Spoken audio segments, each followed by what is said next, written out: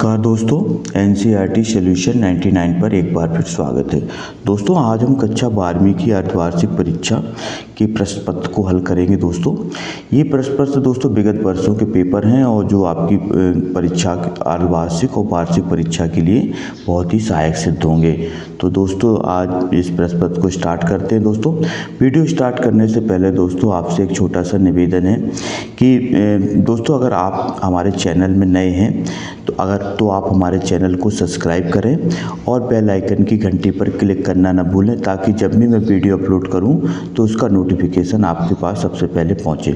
तो दोस्तों स्टार्ट करते हैं आज ये कक्षा 12वीं की अर्धवार्षिक परीक्षा। दोस्तों इसका जो विषय कोड है वो है 051 और दोस्तों इसमें टोटल क्वेश्चन दिए हैं 23 और इसका टोटल जो समय है 3 घंटे का है और इसमें टोटल प्रिंटेड ऑफ पेज हैं दोस्तों 8 और इसमें मैक्सिमम मार्क दोस्तों 80 हैं। तो दोस्तों स्टार्ट करते हैं इस प्रश्न पत्र को। दोस्तों पहला प्रश्न पूछा गया है कि दिन जल्दी जल्दी ढलता है गीत बच्चन के किस काव्य संग्रह से लिया गया है। बहुत ही महत्वपूर्ण क्वेश्चन दोस्तों।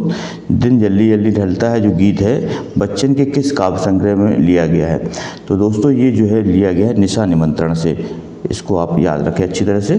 छंद में अल्पविराम को क्या कहते हैं। दोस्तों जब छंद पढ़ते समय जहाँ थोड़ी देर के लिए रुका जाता है उसको बताना है क्या कहते हैं। तो दोस्तों छंद में जो अल्पविराम होता है उसको दोस्तों कहा जाता है यति। इसका राइट आंसर दोस्तों है यति। दोस्तों छंद जो है दोस्तों 3 प्रकार के होते हैं। दोस्तों छंद 3 प्रकार के होते हैं, मुक्तक छंद दोस्तों और वार्णिक छंद और मात्रिक छंद। कहीं कहीं दोस्तों छंद 2 प्रकार के भी हैं, वार्णिक और मात्रिक छंद। काले मेघा पानी दे पाठ की विधा क्या है। दोस्तों बताना है काले मेघा पानी दे पाठ की विधा क्या है। तो दोस्तों इसमें 4 ऑप्शन दिए हैं, रेखा चित्र, संस्मरण, आलेख और एकांकी। तो दोस्तों जो काले मेघा जो पाठ की विधा है दोस्तों वो है संस्मरण विधा है। इसके बाद दोस्तों रचना के आधार पर वाक्य के प्रकार हैं, कितने प्रकार के होते हैं। तो दोस्तों रचना के आधार पर जो वाक्य 3 प्रकार के होते हैं। आप दोस्तों रचना में दोस्तों 3 वर्ण होते हैं, इसलिए आपको 3 याद रखना है। इसके बाद यशोधर बाबू अपना आदर्श किसको मानते थे। यशोधर अपने साले को, अपनी पत्नी को, भूषण को या किसंदा को।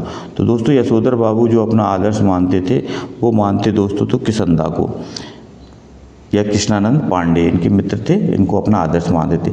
भारत में पहला छापाखाना कब खुला था। तो दोस्तों भारत में जो पहला छापाखाना खुला था वो 1556 ईस्वी में खुला था गोवा में। इसके बाद दोस्तों दूसरा प्रश्न रिक्त स्थान की पूर्ति से संबंधित है। इसमें पूछा गया है कि पहला क्वेश्चन पूछा गया रीतिकाल का जो प्रमुख रस कौन था। तो दोस्तों रीतिकाल का जो प्रमुख रस था वो था दोस्तों श्रृंगार रस। इसका राइट आंसर दोस्तों है श्रृंगार रस। रीतिकाल का जो प्रमुख रस था कौन सा था, श्रृंगार रस था। दोस्तों कविता के पंख लगा उड़ने को माने क्या जाने। तो दोस्तों इसका राइट आंसर चिड़िया क्या जाने। दोस्तों ये कविता आपके सिलेबस में लगी है। इसके बाद शेर के बच्चे का असल नाम क्या था। तो दोस्तों शेर के जो बच्चे का जो असल नाम था वो था दोस्तों चांद सिंह। इसके बाद बेशब्द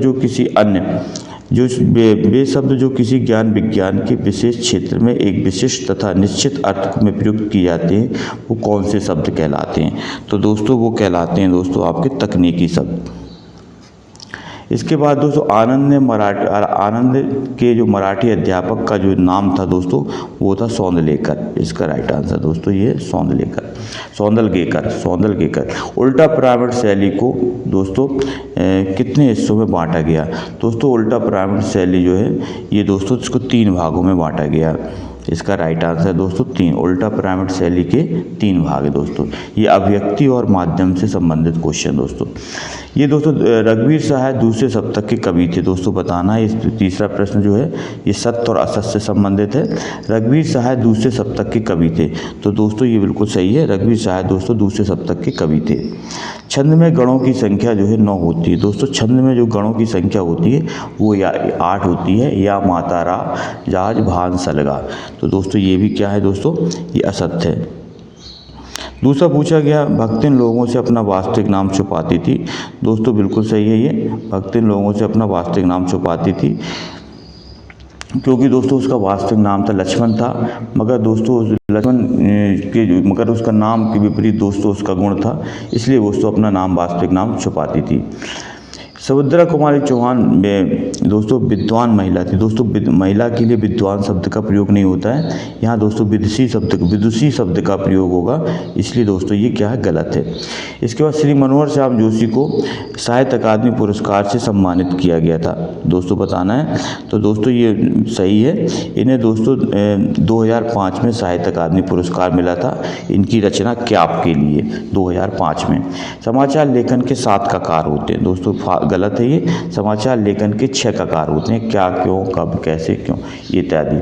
इसके बाद दोस्तों प्रश्न क्रमांक है चौथा है, सही जोड़ी से संबंधित है, इसको बताना, सही जोड़ियाँ मिलाना है। तो दोस्तों पहला है दोस्तों रुबाइयाँ का संबंध दोस्तों होता है, आपको पता है रुबाइयाँ का संबंध होता है गज़ल से। रुबाइयाँ की जो गज़ल है और ये लिखी थी फिराक गोरखपुरी ने। किसने लिखी थी? रीतिकालीन कवि। रीतिकालीन कवि हैं दोस्तों भूषण रीतिकालीन कवि हैं। बात्सल रस का दोस्तों होता वत्सल प्रेम, इसका स्थायी भाव। भक्तिन की सहज बुद्धि थी विस्मित करने वाले। शब्द के अर्थ का व्यापार, ये कहलाता दोस्तों शब्द शक्ति। और जूझ जो पाठ के लेखक थे दोस्तों वो थे आनंद यादव, इसका राइट आंसर दोस्तों। मराठी भाषा के लेखक थे। और राष्ट्रभाषा जो थी दोस्तों ये संपर्क भाषा का कार्य करती है, 2 भाषाओं को जोड़ने का कार्य करती है। इसके बाद दोस्तों प्रश्न क्रमांक 5वां देखते हैं। प्रश्न क्रमांक 5वां क्या पूछा है? प्रश्न क्रमांक दोस्तों 5वां है, एक वाक्य में उत्तर देना है। एक वाक्य में बात बाहर निकलने के बजाय कैसी हो गई? तो दोस्तों बात बाहर निकलने के बजाय पेचीदी हो गई। पेचीदी का अर्थ होता है दोस्तों जटिल या कठिन हो गई। पंडित राज जगन्नाथ के अनुसार रस की परिभाषा बताना है। तो दोस्तों इनकी परिभाषा होती है रमणीयार्थ प्रतिपादक शब्द काव्यम। रमणीयार्थ प्रतिपादक शब्द काव्यम, अर्थात रमणीय अर्थ को प्रतिपादित करने वाले शब्द क्या होते दोस्तों? काव्य कहलाते हैं। बच्चों की टोली का क्या नाम था? तो दोस्तों बच्चों की जो टोली का नाम था वो था मेढक मंडली। क्या था? मेढक मंडली। ये दोस्तों काले मेघा पानी देख का प्रश्न है दोस्तों। तो बच्चों की जो मंडली थी उसका नाम था। बाजार दर्शन पाठ के लेखक कौन है दोस्तों? इसके लेखक हैं जयनंद कुमार। इसके बाद दोस्तों पूछा बाएं हाथ के धनुर्धर को क्या कहते हैं? तो दोस्तों बाएं हाथ के जो धनुर्धर को उसे कहा जाता है दोस्तों सब्यसाची कहा जाता है। बाएं हाथ से दोस्तों धनुष बाण चलाने वाले को सब्यसाची कहा जाता है। जूझ उपन्यास का हिंदी अनुवाद किसने किया था? तो दोस्तों जूझ अनुवाद का हिंदी अनुवाद किया था केशव प्रथम वीर। दोस्तों जूझ ये मराठी भाषा का उपन्यास है, इसका हिंदी अनुवाद किया था केशव प्रथम वीर ने। डेडलाइन किसे कहते हैं? दोस्तों डेडलाइन कहते हैं किसी काम को पूरा करने की अंतिम सीमा। किसी काम को पूरा करने की अंतिम समय सीमा, ये दोस्तों कहलाती है डेडलाइन। किसी काम को पूरा करने की अंतिम समय सीमा। इसके बाद दोस्तों प्रश्न क्रमांक 6वां है। प्रश्न क्रमांक 6वें में पूछा कि प्रयोगवाद की 2 रचनाएं बताना है। प्रयोगवाद की 2 रचनाएं और 2 कवियों के नाम। तो दोस्तों प्रयोगवाद की रचनाएं इस प्रकार हैं। प्रयोगवाद के 2 कवियों के नाम दोस्तों अज्ञेय हैं और मुक्तिबोध हैं। इनकी रचना है, अज्ञेय की रचना हरी घास क्षणभर, भग्नदूत और चिंता। मुक्तिबोध की दोस्तों रचना का नाम है चांद का मुँह टेढ़ा है, इसको आप याद रखें। ये दोस्तों प्रयोगवाद के कवि हैं और इनकी ये रचनाएं हैं। इसके बाद दोस्तों नई कविता की 2 विशेषताएं बताना है। नई कविता की 2 विशेषताएं लिखना और 2 कवियों के नाम। तो दोस्तों नई कविता की 2 विशेषताएं हैं, प्रयोगों में नवीनता और दोस्तों क्षणवाद का महत्व, लघु मानवतावाद की प्रतिष्ठा। ये दोस्तों नई कविता की विशेषताएं हैं और इनके कवि हैं दोस्तों भवानी प्रसाद मिश्र, शमशेर बहादुर सिंह और कुंवर नारायण। ये दोस्तों नई कविता के कवि हैं और इनकी जो विशेषता है नई कविता की, प्रयोगों में नवीनता, क्षणवाद का महत्व, लघु मानवतावाद की प्रतिष्ठा। इसके बाद दोस्तों प्रश्न क्रमांक 7वां देखते हैं। दिशाओं में मृदंग की तरह बजाने से क्या तात्पर्य लिखिए। तो दोस्तों इसका आंसर दिया है, ये दोस्तों आपके पहलवान की ढोलक पाठ से लिया गया प्रश्न है। चारों दिशाओं में आवाज़ गूंज रही थी, यह एक रूपक अलंकार तथा वातावरण में संगीत का निर्माण हो रहा था। तो दोस्तों पूछा दिशाओं में मृदंग बजाने से क्या तात्पर्य है। तो दोस्तों इसका मतलब चारों दिशाओं में आवाज़ क्या हो रही थी, गूंज रही थी। यह एक रूपक अलंकार है, अर्थात वातावरण में संगीत का निर्माण हो रहा था। ये दोस्तों इसका राइट आंसर है। इसके बाद दोस्तों शीतल वाणी में आग होने का क्या अभिप्राय है। दोस्तों सभी प्रश्न बहुत ही इंपॉर्टेंट हैं और ये दोस्तों बार बार परीक्षाओं में पूछे जाते हैं। विगत कई सालों से दोस्तों ये प्रश्न बार बार रिपीट होते हैं। आप इन प्रश्न ये दोस्तों आपके अर्धवार्षिक और वार्षिक सभी परीक्षाओं के लिए बहुत ही महत्वपूर्ण साबित होंगे। दोस्तों अगर आप हमारे चैनल पर नए हैं तो आपसे एक बार पुनः विनम्र आग्रह है कि आप हमारे चैनल को सब्सक्राइब कर दें और इस प्रश्नोत्तरी को अपने दोस्तों में शेयर कर दें। इसके बाद दोस्तों शीतल वाणी में आग होने का क्या तात्पर्य है। तो दोस्तों यहाँ शीतल वाणी में आग दोस्तों का यहाँ विरोधाभास अलंकार का प्रयोग किया गया है। विरोधाभास अलंकार होता है दोस्तों जहाँ विरोध ना होते हुए भी विरोध का आभास किया जाता है। इसका आशय कवि अपनी शीतल और मधुर आवाज़ में भी जोश, आत्मविश्वास, साहस जैसी भावनाएं रखता है। ये दोस्तों इसका अर्थ है कवि शीतल वाणी में आग होने का आशय। तो कवि अपनी जो है शीतल और मधुर आवाज़ में भी जोश, आत्मविश्वास जैसी भावनाएं बनाए रखता है। इसके बाद दोस्तों प्रश्न क्रमांक 8वां है, कवित छंद की परिभाषा उदाहरण से लिखना है। तो कवित छंद दोस्तों क्या होता है। कवित छंद में दोस्तों 4 चरण होते हैं और प्रत्येक चरण में दोस्तों ये वर्णिक छंद है और 31 वर्ण पाए जाते हैं। ये दोस्तों कवित छंद की विशेषता है। इसमें 4 चरण होते हैं और ये वर्णिक छंद है दोस्तों और इसमें 31 वर्ण पाए जाते हैं। इसको आप अच्छी तरह से याद करें, ये बार बार पूछा जाता है।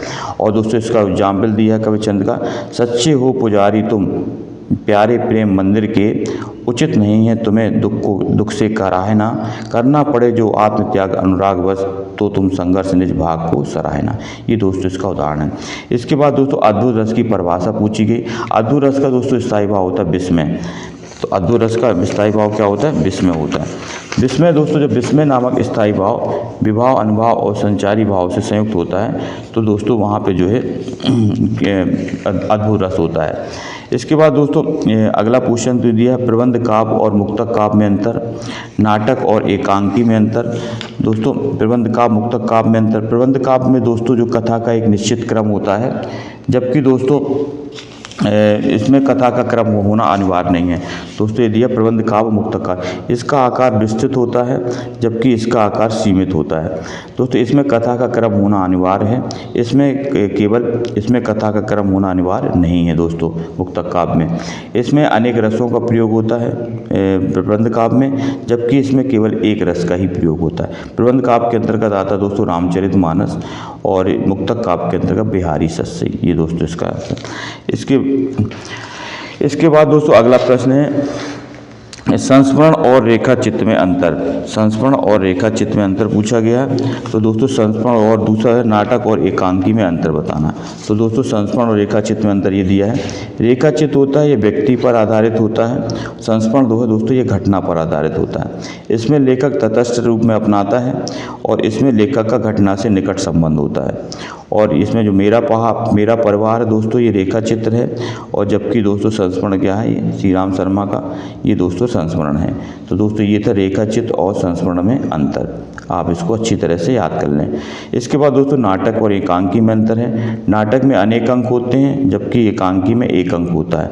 इसकी कथा वस्तु विस्तृत होती है नाटक की, इसकी कथा वस्तु संक्षिप्त होती है। इसमें पात्रों की संख्या अधिक होती है, इसमें पात्रों की संख्या कम होती है। इसका उदाहरण दोस्तों चंद्रगुप्त नाटक है, जयशंकर प्रसाद द्वारा लिखा गया है, और एकांकी दीवदान है, ये दोस्तों रामकुमार वर्मा द्वारा लिखी गई है। इसके बाद दोस्तों भक्तिन की कहानी अधूरी है, तो महादेव वर्मा ने दोस्तों क्यों कहा। लुट्टन के जीवन में किस किस मोड़ पर क्या परिवर्तन आए, ये प्रश्न दोस्तों हैं। मुहावरे और लोकोक्ति में अंतर है, और दोस्तों अंतर बताना है। तो दोस्तों मुहावरा एक वाक्यांश होता है, जबकि लोकोक्ति क्या होती है, कहावत होती है। मुहावरे में दोस्तों समानता अंत में ना शब्द का प्रयोग होता है, जबकि लोकोक्ति में ना का होना अनिवार्य नहीं है दोस्तों। तो दोस्तों ये थे कुछ महत्वपूर्ण प्रश्न, आप इन प्रश्नों को देख लें और हमें कमेंट सेक्शन में जहां डाउट हो आप अपनी प्रतिक्रिया अवश्य लिख के भेजें, ताकि हम आपके जो है समस्याओं को हल कर सकें। दोस्तों ये प्रश्न आप अच्छी तरह से हल करें। और दोस्तों ये दोस्तों आपके भाव पल्लवन पूछा जाता है, परहित सरस धर्म नहीं माई, और इस पे आपको गद्यांश को पढ़ करके इसके दोस्तों प्रश्न उत्तर लिखने हैं। ये गद्यांश है दोस्तों आपका। ये दोस्तों आपका पद्यांश है। इसका भी दोस्तों ये कवितावली से लिया गया है। दूध कहो अवधूत कहो, इसका जो है संदर्भ प्रसंग सहित व्याख्या करना है। और निम्नलिखित गद्य ये दोस्तों इसी की भी दोस्तों संदर्भ प्रसंग सहित व्याख्या करना है। और दोस्तों आपका एक नगर पालिका अध्यक्ष को एक जो है नियमित सफाई के लिए एक शिकायती पत्र लिखना है। और दोस्तों ये था राज्य स्तरीय बाल रंग में स्वरचित काव्य पाठ प्रतियोगिता में प्रथम आने पर अपने मित्र को बधाई पत्र लिखना है।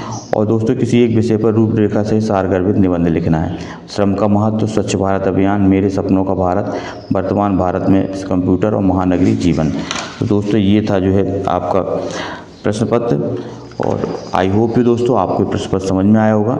आप दोस्तों आप हमारे चैनल में नए हैं तो आप पुनः आप हमारे चैनल को एक बार निबंध आग्रह है चैनल को सब्सक्राइब कर दें और इस प्रश्नोत्तरी को लाइक और शेयर करें। दोस्तों आपका दिन शुभ हो। जय हिंद, जय भारत, वंदे मातरम दोस्तों।